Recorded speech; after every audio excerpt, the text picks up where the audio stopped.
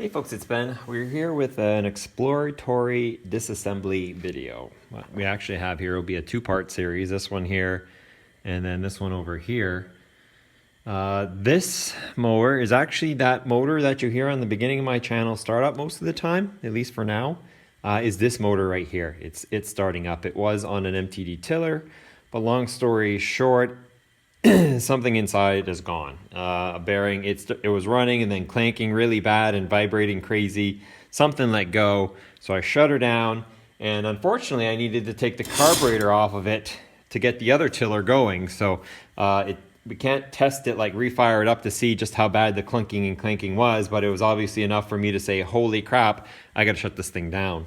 Further down the road, we ended up putting a Subaru on it, and further down the road than that, we actually ended up putting the Subaru on that snowblower right there, and there it is now, and it's going to stay there because it's more convenient on that. Plus I have my other tiller that's available.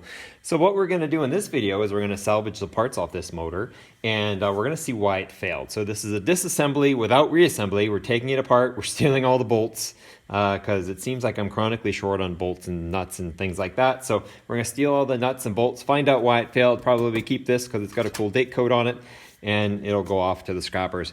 Honestly, lately I have not been keeping many of the flatheads anymore. They're fairly reliable engines, but they are getting fairly old as well.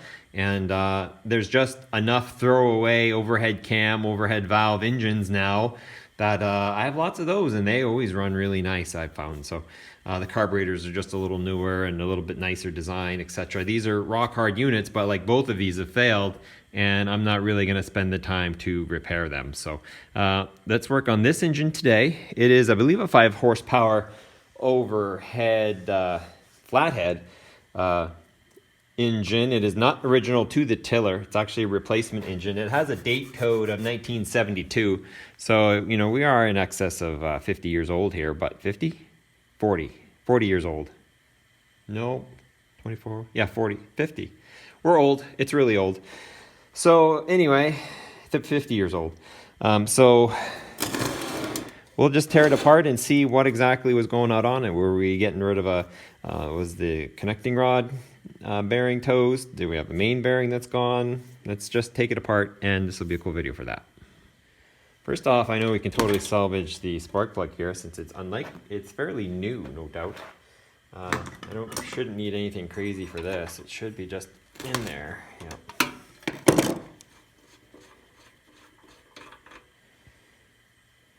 And right out of the gate, oh my.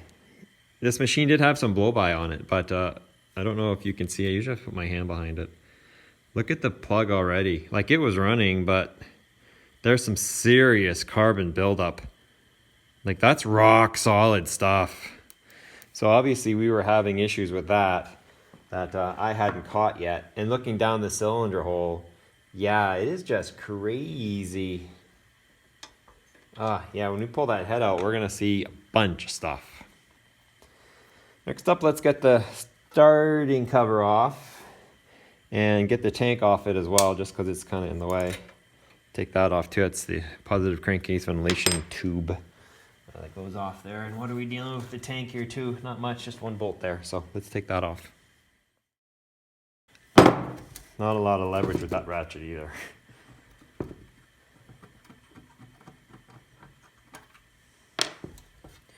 Now we do have some governor mechanism here that's going to hang us up a little bit. Mostly just the spring. I'm already getting super greasy just by touching this. Holy carp. Come on. There we go. So normally, and this gas has gotten varnishy. It's been about 2 years out of service now. This rod here comes up to the carburetor and deals with the throttle, whatever you do, and then this actually connects to the governor or something like that, I don't know, and then an off button there which isn't used. So we'll get that gasoline out of here, and we're getting a little bit easier, but let's go ahead and drain the oil out of this before I forget.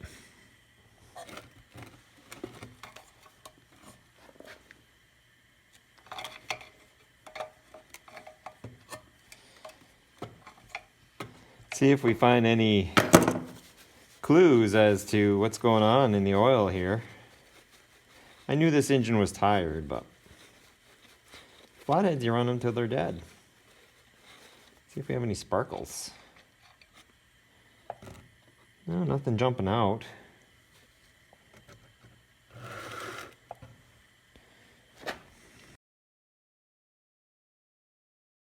The oil is dark.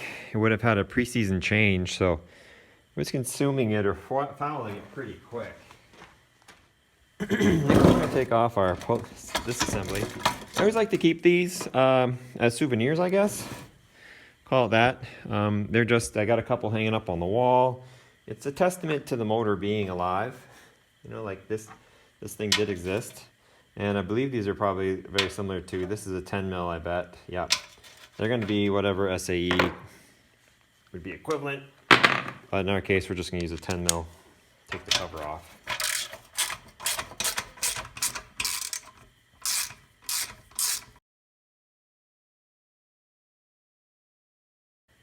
Here's a bucket that we're starting to accumulate new bolts in. I'm just going to throw them all in there.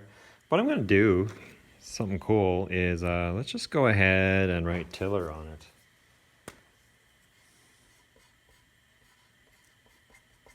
That way I vaguely remember what it is. I should put MTD Tiller. That way I remember in 20 years what this thing came off of. Should pull straight out. A little bit of latch here on the side, the cooling. And no surprises here. Oh yeah, there's a previous video. I'm gonna totally forget to link to that. Man, it's all coming back to me now. There's no points on this. This motor ran so great because what we had done is actually taken and replaced the ignition system with just a bolt-on coil. And it's only held on with one bolt. The other stand wasn't even close to lining up. So we just nailed this one right down. And as you can see, if you can see, if I zoom in and bring it around, you can see the gap is still good. For as, you know, this came off a Poulin lawnmower that had poked a hole in its crankshafts. It had very little, hours on it. So that's still cooking. So that's fantastic. I'm probably going to go ahead and save that part. The mower itself that it came on, I just threw it away. I'm like, well, I don't think I'm getting any other parts off of it. So I just went ahead and disposed of it. But totally a worthwhile, and this is going to be on tight, totally a worthwhile upgrade for points that were gone. And then you're going to have to pull the flywheel and do this and that. And I'm like, let's just see if we can bolt this on. And it worked great. And after that video, we got the sound clip, I believe. The nice thing about this motor is we were able just to idle it down and then it would shut off. Now I'm not going to keep the baffle there. I can go into metal recycle, and we're going to just take our starter plate here and zoom out, boop, and just going to hang it on the wall because it's got the date code on it, 72. Cool little machine. And speaking of hoarding, here is the actual motor cover. They actually gave it to me so I could reference the date code. It's a 1969 model. So it was a 69 replaced by a 72 that came off of who knows what, but it did, so there you go. From here we should be able to lift this guy off. Like I said, this is good. There's the kill switch if you needed to. So we're going to put this in our parts bin, and next time I need a coil to run, and we have the bits and pieces coming out from the points that just kind of sat there. What's going to be the most fun, and before I lose all you in my audience, let's go ahead and pull the head off. See exactly how crusty we are in here.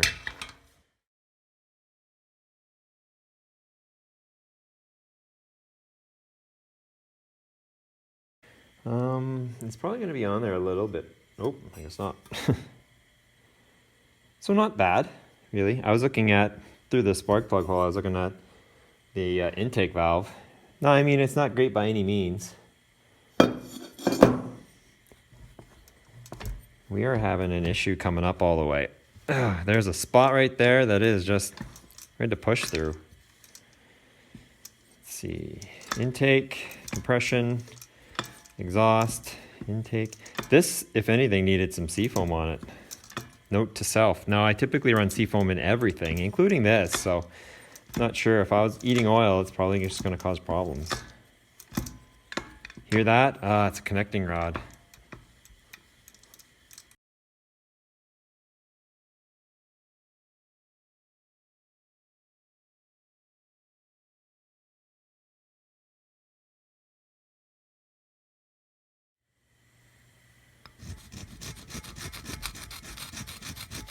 We're just talking combustion inefficiencies.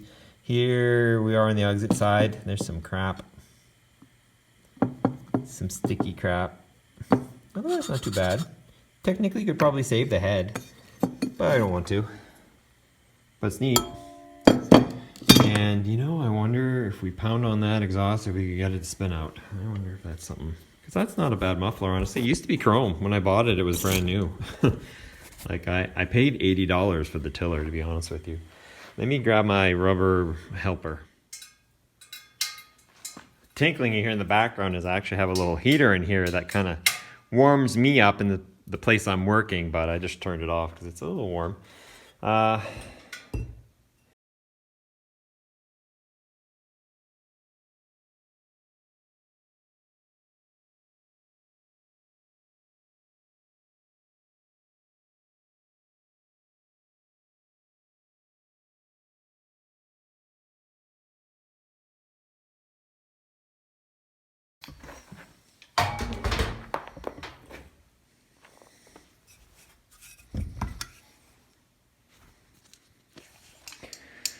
Nothing of note there, just piping. Missed the metal bin again. Okay, so we just have that bulky thing out of the way is what we have here. Cool head gasket. No damage to it actually, but let's move it along. Don't need to keep all this stuff, right? Oh, we've got this little itty bitty heat panel here. Keep that guy. So now we have just our whole head exposed here. We probably have our valves exposed over here.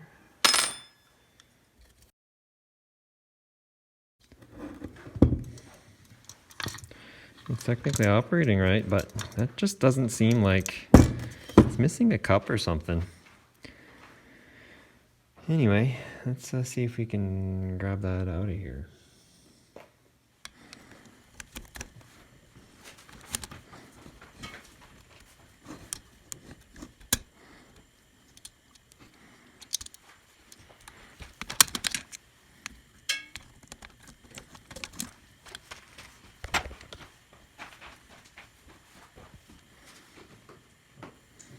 The valve's heating surface seems fine, so we obviously weren't having compression issues on that one. So I have that spring out. Cool.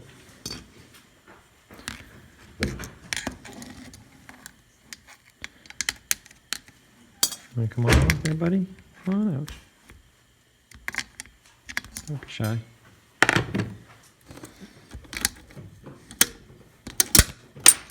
Right at me.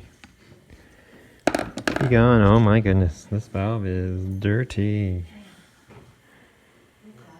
This is the exhaust valve. Look at that. It's gotten beaten on, poor thing.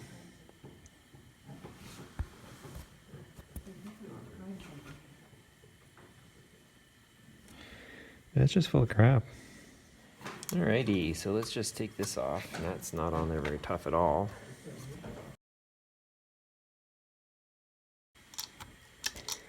Next we have our ratchet assembly, which honestly this wouldn't be a bad part to keep. And I believe I can just take it off if I remember anywhere near correctly, and I probably don't. I can probably just grab this thing and winch it off this way. You need to counter it with something bigger than that.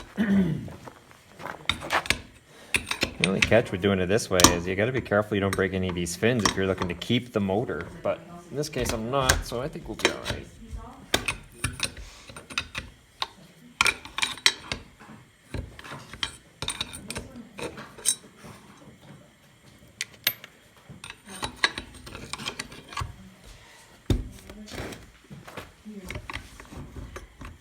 Oh, that's just a cover. Oh no, dropping my bearings. I think I've been in here before. I think this one had a ratchet issue before, so these balls are nice and dry. Don't want to ever oil these or get them too hung anywhere. And I think there's 5, and there is 5 because there's 5 compartments. 1, 2, 3, 4, 5, 6 compartments. So, but for some reason I only had 5. So 1, 2, 3, 4, 5. Yeah, there's only 5. That's weird. Okay. Maybe these aren't supposed to be friends. I don't know. Possibly. There she goes.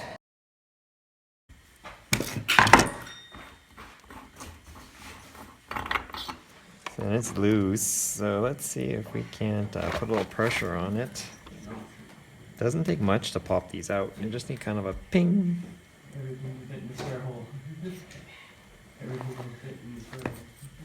And counter our rotation here.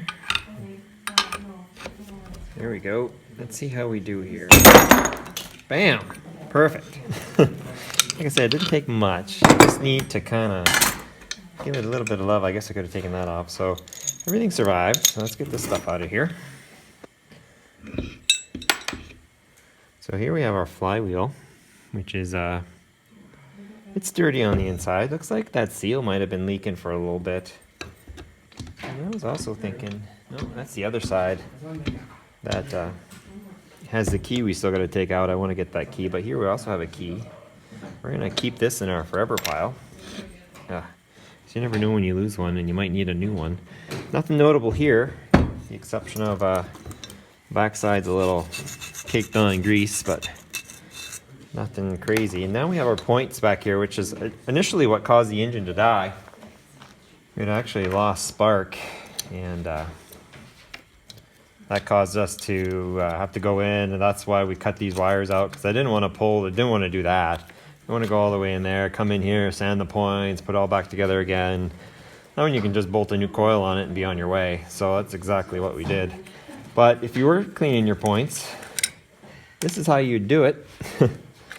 Take this little cover off. We're back to 1/4 inch, which I guess I could use the empty end of a changeable screwdriver, but whatever. And it's just a little cover. Oh, caution. Do not use steel something filament. Anyway, could probably clean that up if I wanted to. So here we've got our point. So when we rotate our motor around, you can see it should be going. Yeah, opens and closes up here, and this is where it typically gets toasty, not great. And these are interesting. Why are they like that? So anyway, we'll take this stuff off and then we'll flip it over to the other side.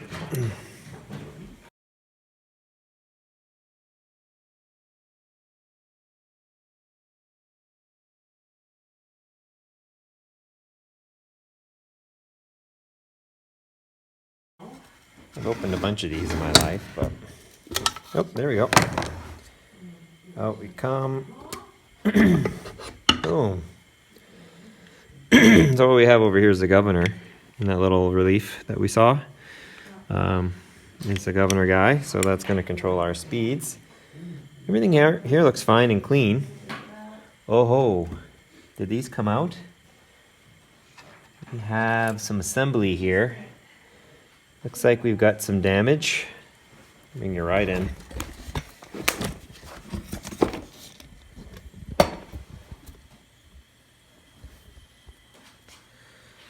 We've got this piece of metal here.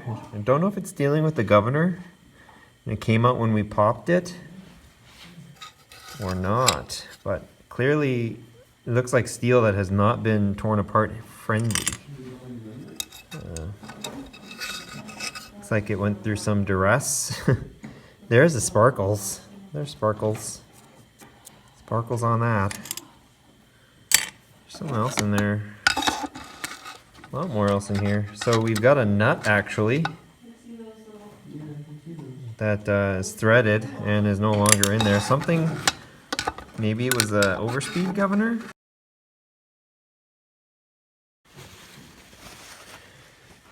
So by hammering it in a little bit, it did come around, so we can kind of still got our weird. I always like to look at this, right? And these are nice. You know it's old because it's all metal, right? It's not plastic anymore. Like now they're all plastic. But yeah, I'm still out because that count weight is oh, there we go. That's what we needed. Check it out. I didn't see that. Maybe you did on camera, maybe you didn't. Let me take you down here. Here we go. That's why our piston is flink-flonking around. This bolt here is actually a connecting rod bolt for the lower bearing.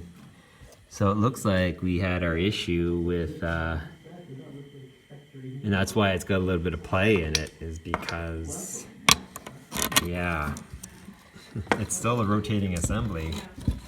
Like, for some reason it still wants to party, but it was knocking the side, and it scratched there where it has been hitting the side. If I can get a little light in there. And it's wedged pretty bad. So it failed a little bit, but not enough to kill it, just enough to mess with it pretty bad. So that's just drying down. That's what happened, is we broke the connecting rod. It just fatigued out or something. Let's we'll undo that bolt there and we'll drop the cap and we'll see how the bearing looks on either end. We'll pop the piston out the top. Okay, so this would be the center.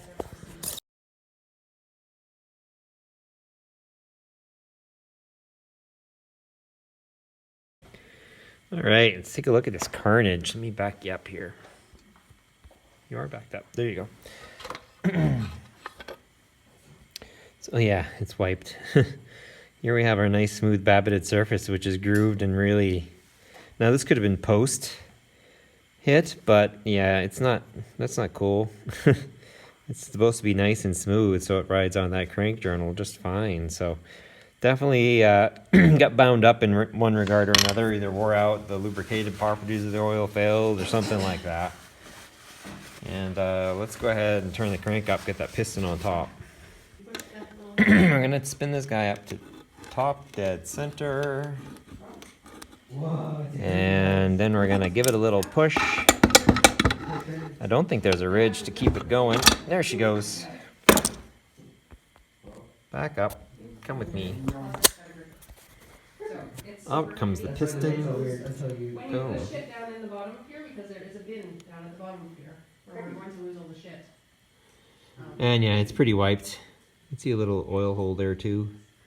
But yep, so we had a connecting rod bearing, lower bearing failure. Looks like the top's fine, rings are fine. Everything's been worn, like it's been used pretty hard. That's what you do with these things, right? There's the bore. Yeah, it's etched. I'm hoping it won't be so bad in my Fiero over there, but we'll see when we get there. And so now we just have this rotating assembly in the cam, which has no cam. No valves on it anymore. So let's get this out. This should just come right out.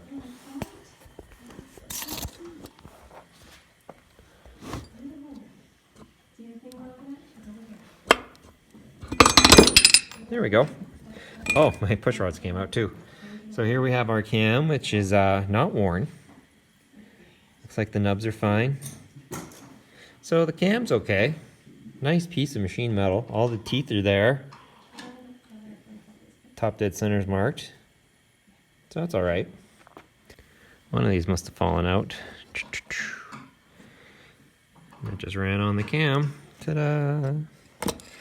Just like my Fiero. I'm hoping to get an 86 so I get a roller, get these on wheels. But anyway, so these are out. Now we are really just on a bearing. Is there any thrust to that bearing? I'm not sure, but it's held in there pretty good.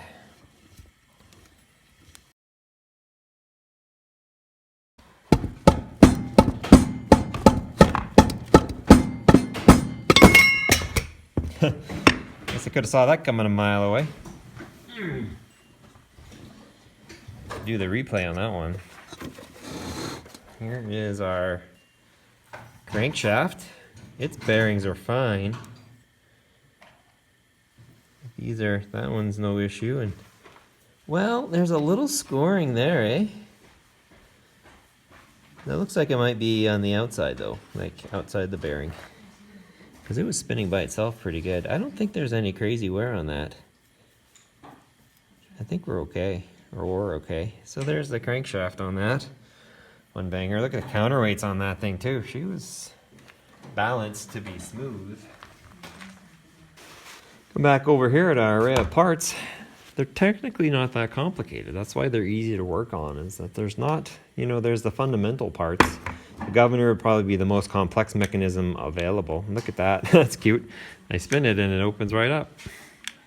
It's exactly how it's supposed to go. Looks like that's a separate spinning piece. We got our crank connecting pin that's there. This feels like aluminum. You know, it does not feel like hardy. Like this whole assembly is totally aluminum. If I bet you if I had a magnet, it would not be attracted to it. So that's interesting as well. There's the oil hole for it. That's the oil sneak in. Here's a magnet right here. Oh, well, the rings might be. Yeah, it's not like crazy. It's got metal bits in it, especially the studs that are left. So, yep, that's a neat. I'll keep the pistons too. I have a project that's going to be artsy fartsy. It's going to need these things, so I'll keep the piston too. And we get the whole. If you keep on scrolling over, there's the head. With all the little coil pieces and stuff like that. So that's your basic breakdown of a 5 horsepower Briggs. We're going to do the same on the next video for that one right there. That definitely has an obstruction. I bet you we'll find the same thing. We've got a failed. Every single one I've seen fail has been a connecting rod issue, typically on the crankshaft. So, if you have any questions on this, please feel free to ask. Like I say, I don't really work on these as much anymore. It's just that they're kind of an old technology, and they're pushing 40, 50 years old, and I'm sure in 40, 50 years. I'll be like, gee, I wish I hadn't done that. But right now, I'm okay with it. So if you have any questions, comments, leave them. Subscribe to my channel, Turbo231, for more cool videos like this one. And I will see you next time. I don't have a slow motion on anything. We'll just sit here and stare at this work of art. That's one casting, by the way. You know, that's impressive.